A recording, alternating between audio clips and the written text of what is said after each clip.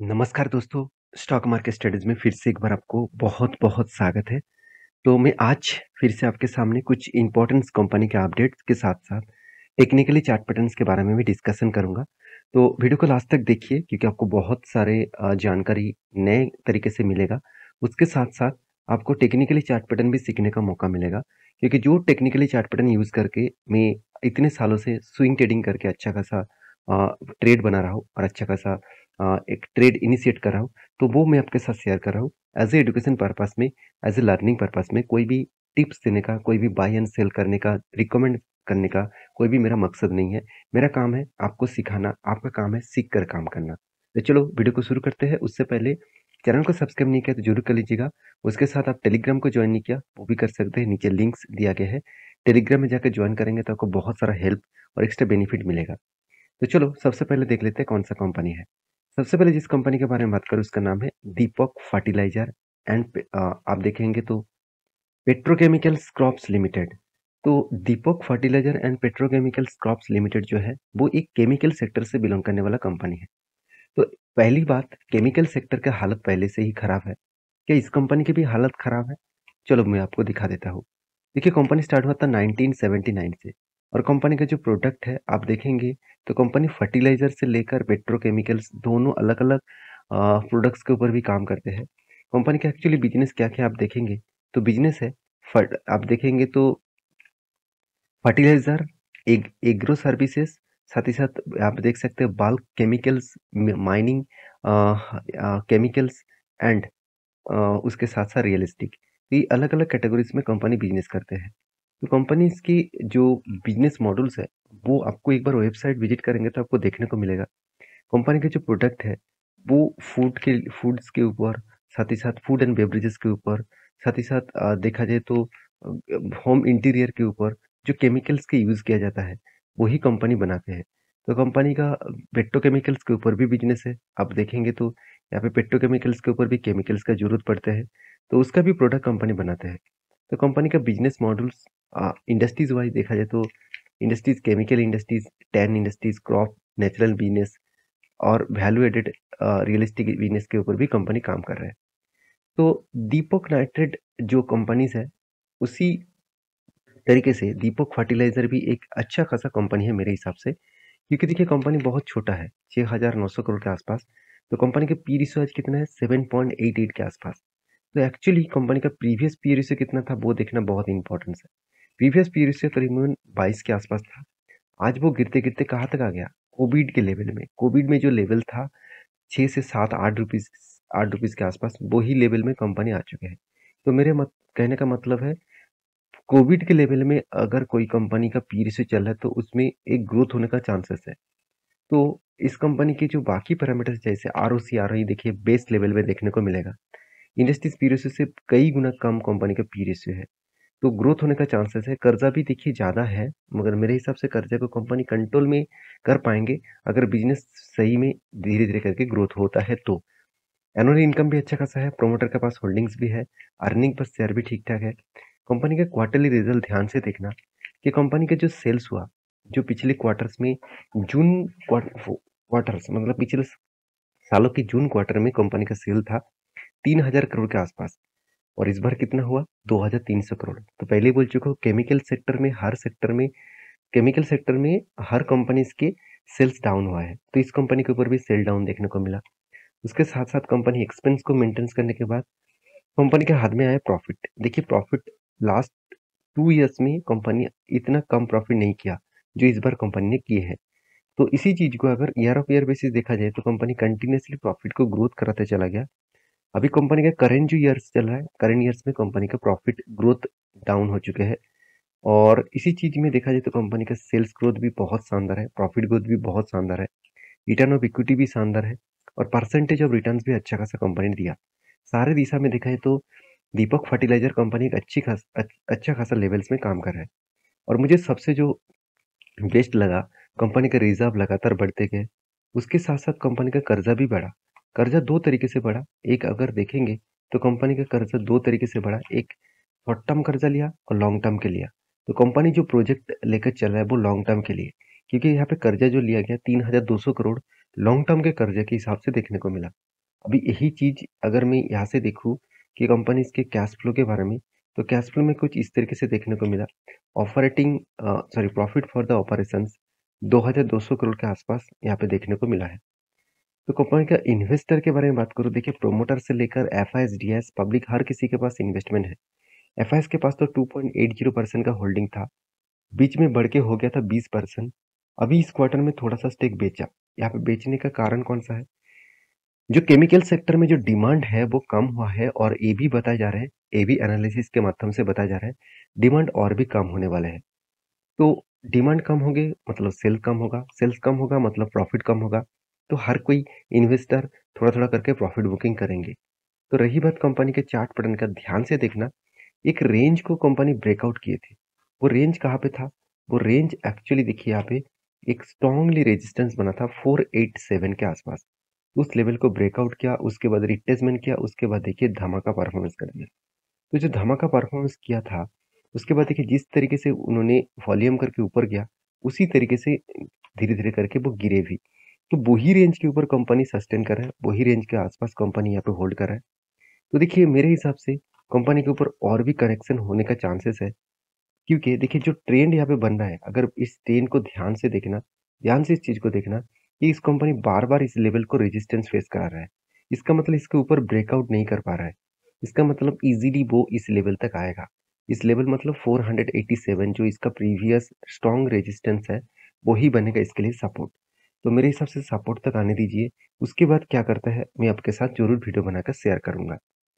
तो नेक्स्ट जो कंपनी जिसके बारे में बात करूँ उसका नाम है एमजीएल। देखिए महानगर गैस लिमिटेड एक पॉपुलर कंपनी है गैस डिस्ट्रीब्यूशन, चाहे वो सीएनजी हो चाहे वो पीएनजी हो, इस तरीके से गैस को वो डिस्ट्रीब्यूशन करते हैं, और महाराष्ट्र बेसिस कंपनी है। और कंपनी के एक एक वीकनेस भी आप बोल सकते हैं, कंपनी एक स्टेट के ऊपर ही काम कर रहा है और बाकी स्टेट में वो खुद के बिजनेस को फैला के नहीं रखा। तो कंपनी वीकनेस तो है, फिर भी देखिए कंपनी का स्ट्रेंथ कितना है, 5,900 से भी ज़्यादा किलोमीटर्स कंपनी अचीव कर चुके हैं। खुद का जो पीएनजी गैस है मतलब पाइप्स नेचुरल गैस, उसको कंपनी इतने किलोमीटर्स तक बिछा के रखा है। तो एक प्लस पॉइंट भी यहाँ पे कंपनी का बन रहा है। और सबसे बड़ी बात यहाँ पे जो प्रोमोटर है इसका, इसका प्रोमोटर का हाथ जो इसके ऊपर है वो भी एक प्लस पॉइंट के हिसाब से है, क्योंकि इसका प्रोमोटर कौन है? गेल। तो गेल इंडस्ट्रीज लिमिटेड आप सभी जानते हैं गवर्नमेंट कंपनी है जो इसका प्रोमोटर है, तो इसका हर दिशा से सपोर्ट मिलता रहेंगे। तो कंपनी का मार्केट कैप अभी 10,000 करोड़ नहीं पहुंच पाए, तो कंपनी एक स्मॉल कैप टाइप है। कंपनी में पोटेंशियल बहुत ज़्यादा है, कंपनी का आरओसी आरओई बेस्ट लेवल में है। साथ ही साथ कंपनी का पी रेशियो भी सही लेवल्स में देखने को मिला, और कंपनी का डेप्थ एकदम ना के बराबर है। इनकम अच्छा खासा है, हाथ में कैश भी है। और उसी तरीके से देखा है तो कंपनी का जो क्वार्टरली रिजल्ट है, वो हर साल कंपनी सेल्स को इंक्रीज करते जा रहा है। तो लास्ट ईयर में कंपनी का 1400 करोड़ का सेल्स था, इस बार बन चुके 1500 करोड़। तो वही देखा जाए तो एक्सपेंस के बारे में बात करूँ और कंपनी के नेट प्रॉफिट के बारे में बात करूँ, तो एक अच्छा खासा नेट प्रॉफिट देखने को मिला। 368 करोड़ से कंपनी पिछले सालों से जो प्रॉफिट किए थे 185 करोड़, तो यहाँ पे एक अच्छा खासा ग्रोथ देखने को मिला है। रही बात कंपनीज के प्रॉफिट एंड लॉस के सालाना, तो सालाना कंपनी कंटिन्यूसली खुद के प्रॉफिट को अलग लेवल में लेके गया। इस बार कंपनी हाईएस्ट प्रॉफिट जनरेट करेंगे, इस तरीके से कुछ सिनेरियो देखने को मिला है। तो कंपनीज की सबसे बड़ी बात क्या है, कंपनीज के ऊपर अगर देखेंगे एक चीज को, यहाँ पे शेयर होल्डिंग पैटर्न्स में आप एक चीज देखेंगे कि कंपनी फरवरी मंथ में म्यूचुअल फंड वाले ने बाई किए थे, मार्च में बहुत ज़्यादा सेल किया, फिर से अप्रैल में बाई किया, मई मंथ में बाई किया, जून मंथ में बाई किया गया, जुलाई मंथ में फिर से सेल ऑफ किया गया। इसका मतलब देखा जाए तो 2-3 क्वार्टर्स बाई किया जाता है, एक क्वार्टर्स में सेलिंग किया जाता है। तो कोई बात नहीं, बाई सेल तो होता रहेंगे, क्योंकि इंस्टीट्यूशन का काम ही बाई सेल करना। तो मैंने आपको एक लेवल्स मेंशन किया था पहले। देखिए मेंशन किया था, यहाँ पे एक रेंज के अंदर कंपनी फंसे हुए थे, और आपको मैं ये भी बताया था कंपनी जिस तरीके से अप ट्रेंड के बेसिस से, मतलब जो जो स्विंग लो कर रहा है वो प्रीवियस स्विंग लो को ब्रेक नहीं कर पा रहा है। इसका मतलब टोटली अप ट्रेंड था, और मैं होल्ड कर रहा था कब इस रेंज को ब्रेकआउट करेगा, तो यहाँ पे ब्रेकआउट किया। और मैंने आपको बहुत बार बोल चुका हूँ, कभी भी कोई भी रेंज को डायरेक्टली जाकर ब्रेकआउट करते हैं तो कभी भी एंटी मत लेना। अगर आपको एंटी ना भी मिले तो कोई फर्क नहीं पड़ना चाहिए। तो आपको एंटी कब मिलेगा? जब उसी जगह पे रिट्रेसमेंट करेगा और कोई ग्रीन कैंडल आपको दिखेगा। तो यहाँ पे मैंने एंट्री लिया था और आपको मैं वीडियो बना के भी शेयर किया था, और मेरा टारगेट था यहाँ तक। तो ईज़िली यहाँ पे टारगेट हुआ और मेरे इस एंट्री लेवल से टारगेट तक देखूँ तो अराउंड अराउंड 15% के आसपास रिटर्न मिला और वो भी 35 डेज़, 1 मंथ के आसपास। तो एक अच्छा खासा यहाँ पे बेस्ट एंट्री लेवल्स मिला था। और नेक्स्ट जो एंट्री लेवल मिलने वाले थे, वो आपको मैं यहाँ पे शेयर किया था कि एक कफ विथ हैंडल पैटर्न बना था। और देखिए कफ विथ हैंडल पैटर्न बनने के बाद मैं आपको बोला था कि ब्रेकआउट किसने किया, इस कैंडल ने। और इसके ऊपर मुझे कंफर्मेशन होने के लिए एक कोई कैंडल क्लोजिंग होना चाहिए था, मगर कोई भी कैंडल क्लोजिंग नहीं हुआ, तो इसलिए मैंने एंट्री नहीं लिया। और यहाँ पे देखिए उसके बाद लगातार गिरा और इस जो कफ है उसके नीचे आ गया। तो ये जो पैटर्न है, ये पैटर्न बिल्कुल कैंसिलेशन है, मतलब इस तरीके से पैटर्न को आपको काम नहीं करना चाहिए। अगर यहाँ से जाकर ब्रेकआउट भी कर दे तो काम नहीं करना चाहिए मेरे हिसाब से, क्योंकि इस तरीके से पैटर्न फेलियर पैटर्न कहा जाता है। तो नेक्स्ट जो कंपनी जिसके बारे में बात करूँ उसका नाम है क्लीन साइंस एंड टेक्नोलॉजी। देखिए ये भी एक केमिकल सेक्टर से बिलोंग करने वाला कंपनी है। अगर इस सेक्टर के बारे में बात करें तो कंपनी का सॉरी तो केमिकल सेक्टर के सिस्टम वाइज देखा जाए तो कंपनी 14,900 करोड़ के आसपास इसका मार्केट कैप है। और उस हिसाब से देखा तो कंपनी 8 नंबर रैंकिंग में खुद का नाम दाखिल करा चुके हैं। तो कंपनीज की जो मार्केट कैप है तो वो तो ठीक है, कंपनी का पी रेशियो मेरे हिसाब से ज़्यादा लग रहा है। आरओसी आरओई तो ठीक लेवल में है एंड बेस्ट लेवल में देखने को मिला। अगर इसी चीज़ को मैं पी रेशियो से कंपैरिजन करूँ तो एक टाइम कंपनी का पी रेशियो चला गया था 138 करोड़ सॉरी 138 रुपीज़ के आसपास। और उससे गिर के अभी कहाँ पे आ गया, आज पी रेशियो चले आया है करीबन 54 के आसपास। तो 5 साल की एवरेज पी रेशियो से कंपनी नीचे ट्रेड कर रहा है। तो एक बेस्ट अपॉर्चुनिटी के हिसाब से आपको सोचना चाहिए कि हाँ, आप सोच रहे हैं कि सर पी रेशियो तो 51 है, क्या करूँ? देखिए अभी कंपनीज की खुद की एवरेज पी रेशियो कितना है, 76 है। जो इसका प्री 2 लेवल था उसको भी ब्रेक डाउन किया। इसका मतलब एक सस्ते दामों में कंपनी का पी रेशियो देखने को मिला। तो क्या सस्ते दामों में है, क्या खरीदना चाहिए? बिल्कुल भी नहीं। उसके लिए आपको बाकी पैरामीटर्स भी देखना चाहिए। देखिए कंपनीज के ऊपर हालत कहाँ पे खराब हुआ, मैं पहले बोल चुका हूँ, केमिकल सारे कंपनीज को देखेंगे तो इस क्वार्टर में बुरी तरीके से उसका सेल्स डाउन हुआ। दो कारण के वजह से रॉ मटेरियल्स का कॉस्ट बढ़ जाना, दूसरी बात मार्केट में डिमांड कम कम हो जाना। रॉ मटेरियल्स में कॉस्ट बढ़ गया तो ज़्यादा रॉ मटेरियल्स खरीद नहीं पाए और डिमांड कम होने के कारण है मार्केट में जो डिमांड है वो कम हो गया। इसके चलते जो सेल्स है वो डाउन हो गया। तो सेल्स डाउन का मतलब क्या है, प्रॉफिट भी डाउन। तो प्रॉफिट भी देखिए पिछले सालों की तुलना से कंपनी का प्रॉफिट भी डाउन हुआ है। तो इस कंपनी के जो कैश फ्लो है, मुझे 2 पॉइंट्स अच्छा लगा। वो क्या है, कंपनी ने बोरिंग्स के बारे में बात करूँ, कोई भी कर्जा नहीं लिया और इसको रीपेमेंट पहले एक बार 2 करोड़ का कर्जा लिया था, उसको 1 साल के बाद ही उन्होंने रीपेमेंट कर दिया। और एक चीज़ और भी आप देखेंगे, कंपनी का डिविडेंड पेड, कंपनी इस बार हाईएस्ट डिविडेंड पेड किया करीबन 56 करोड़ के आसपास। तो एक अच्छा खासा डिविडेंड पेड भी कंपनी कर चुके हैं। और दूसरी बात, कंपनी का जो एसेट है उसके बारे में बात करें तो फिक्स एसेट कंपनी कितने परचेज किया, करीबन 180 करोड़ से भी ज़्यादा। तो ये सारे पॉइंट्स कंपनी के फ्लेवर में देखने को मिला है। तो मेरे हिसाब से एज ए इन्वेस्टर के हिसाब से देखना चाहिए तो इन्वेस्टर एफआईएसडीएस के पास कुछ भी होल्डिंग्स नहीं था, आज वो धीरे धीरे करके होल्डिंग्स को बढ़ा चुके हैं। देखिए यही तो फायदा लेने का टाइम है, क्योंकि देखिए जब हम लोग सोचते हैं सेल्स डाउन हो रहा है तो कंपनी गिर रहा है तो कंपनी बर्बाद हो जाएगा, बिल्कुल नहीं।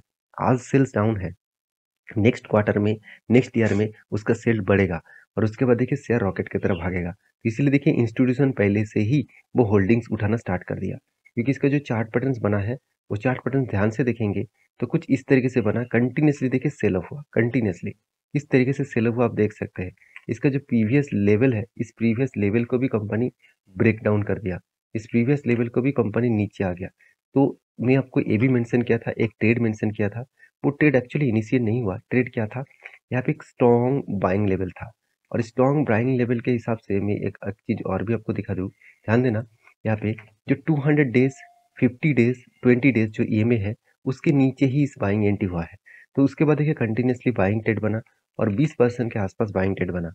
तो मैं इंतजार कर रहा हूँ, कभी भी इस रेंज, इस लेवल को एंटी मतलब टच करेगा तो मैं एंट्री लूंगा और मेरा टारगेट रहेगा यहाँ तक। तो मैं तब तक होल्ड करूंगा, तब तक मतलब इंतजार करूंगा मौके का, जब मौका मिले तब मैं ज़रूर आपके साथ शेयर करूँगा। तो लास्ट जो कंपनी जिसके बारे में बात करूँ उसका नाम है जीएनए एक्सेल्स लिमिटेड। देखिए जीएनए एक्सेल्स लिमिटेड एक मतलब पॉपुलर कंपनी बन रहा है धीरे-धीरे करके, क्योंकि ये भी एक ऑटो इंश्योरेंस कंपनी है। तो कंपनी का परफॉर्मेंस अच्छा देखने को मिला। पी रेशियो से लेकर कंपनी का आरओसी, आरओई सब कुछ ठीक-ठाक है, प्रॉफिट एंड लॉस भी अच्छा खासा है। तो कंपनी ने सारे चीज़ मेंटेन करने के बाद कंपनी धमाका परफॉर्मेंस भी किया। 22 में दो अक्टूबर मंथ में इसका प्राइस था 628 रुपीज़ के आसपास। आज वो बढ़ के हो चुके कहाँ पे? आज वो बढ़ करके हो चुके 1000 के ऊपर।